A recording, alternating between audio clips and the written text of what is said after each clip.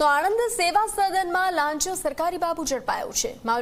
મામલતદાર કચેરીનો રેવન્યુ તલાટી લાંચ લેતા ઝડપાયો છે। 10,000ની લાંચ લેતા રંગે હાથ તલાટી ઝડપાયો છે। સેવા સદનમાં જ એસીબીએ છટકું ગોઠવ્યું હતું। તલાટી ગૌરવ રાજપૂત રંગે હાથ લાંચ લેતા ઝડપાયો છે। મામલતદાર કચેરીની ઘટના, જ્યાં 10,000ની લાંચ લેતા રંગે હાથ તલાટી ઝડપાયો છે।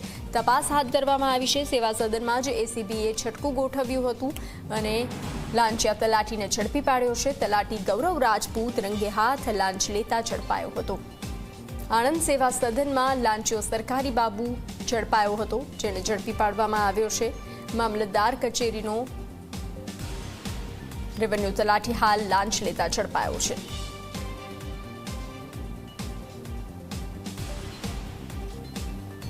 તો 10,000ની લાંચ લેતા એસીબીએ છટકું ગોઠવ્યું હતું।